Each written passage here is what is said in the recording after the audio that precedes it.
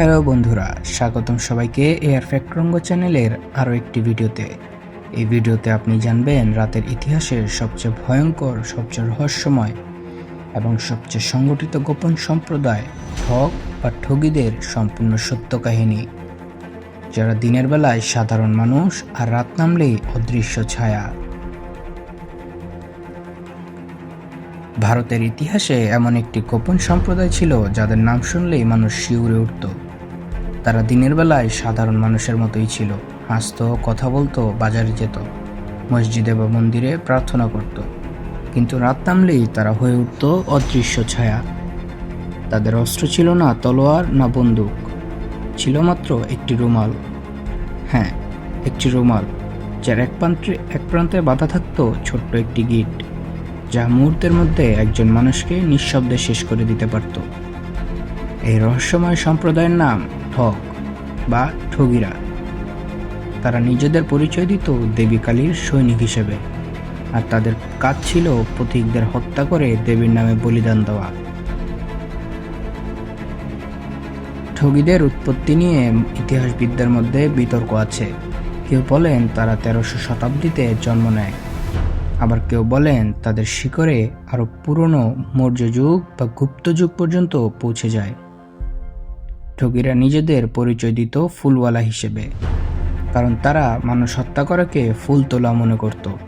তাদের মতে দেবী কালী পৃথিবীর ভার কমাতে চান। মানুষের পাপ, লোভ, অন্যায় সবকিছু পৃথিবীকে ভারী করে তোলে, আর ঠগীরা সেই ভার কমানোর দায়িত্ব পালন করে। তারা বিশ্বাস করত মানুষ হত্যা করা পাপ নয়, বরং দেবীর সেবা। তাদের কাছে হত্যা ছিল ধর্মীয় কাজ, একটি পবিত্র দায়িত্ব। ঠগীরা সাধারণত পরিবার ভিত্তিক ছিল। বাবার ঠগী হলে ছেলের ঠগী হতো। এভাবে প্রজন্মের পর প্রজন্ম ধরে এই গোপন সম্প্রদায় ছড়িয়ে পড়ে ভারত জুড়ে। ঠগীদের ধর্মীয় বিশ্বাস ছিল অত্যন্ত জটিল এবং রহস্যময়। তারা বিশ্বাস করত দেবী কালী তাদের নির্বাচিত সৈনিক।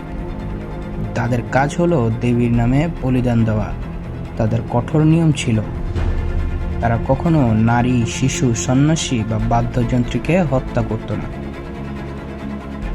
কারণ তাদের মতে এই 4 শ্রেণী দেবীর বিশেষ সুরক্ষায় থাকে। হত্যার আগে তারা দেবীর উদ্দেশ্যে প্রার্থনা করত। হত্যার পর তারা মৃতদেহকে পবিত্র মনে করত। তারা বলতো, আমরা কাউকে হত্যা করিনি, আমরা শুধু দেবীর কাজ করি। ঠগীদের সবচেয়ে ভয়ঙ্কর অস্ত্র ছিল একটি সাধারণ রুমাল।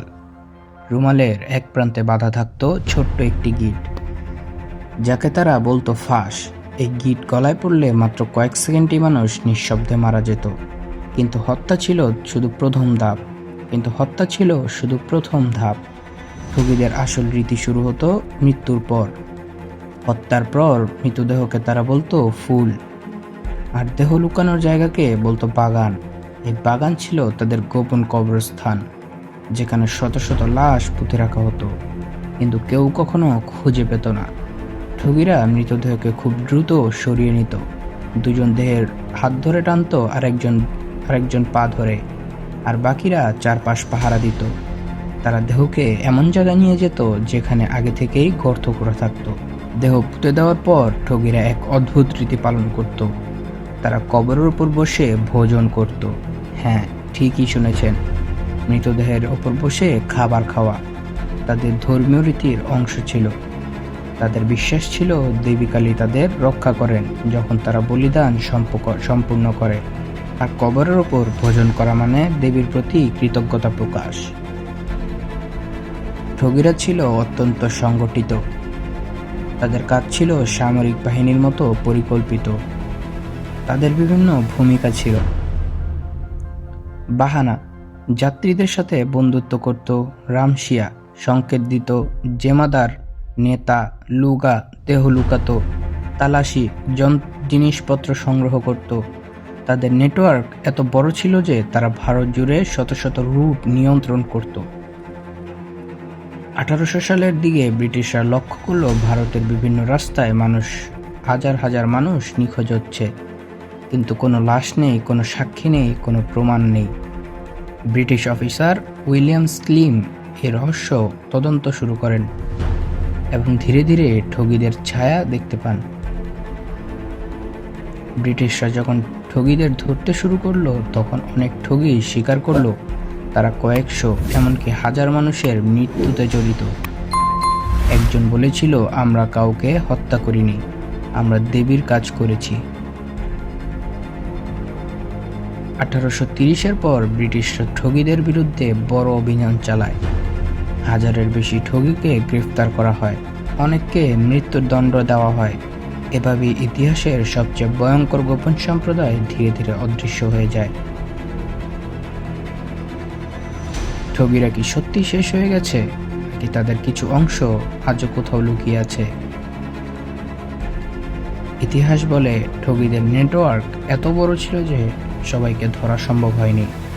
ঠগীরা হয়তো ইতিহাস, কিন্তু তাদের ছায়া এখনো অদৃশ্য নয়। তো বন্ধুরা, আপনাদের কি মনে হয় এই ঠগীরা বা ঠগ প্রজাতি বা সম্প্রদায়, এদের অস্তিত্ব কি পৃথিবীতে রয়ে গেছে, নাকি সম্পূর্ণই বিলীন হয়ে গেছে, নাকি এরা আজ ইতিহাস? এমন আরও অন্ধকার ইতিহাস, রহস্যময় ঘটনা এবং হারিয়ে যাওয়া সম্প্রদায়ের গল্প জানতে ফলো করুন আমার এয়ার ফ্যাক্ট রঙ্গ চ্যানেলে। আজকের মতো এখানেই শেষ, দেখা হবে পর কোনো ভিডিওতে। সবাই ভালো থাকবেন, ধন্যবাদ।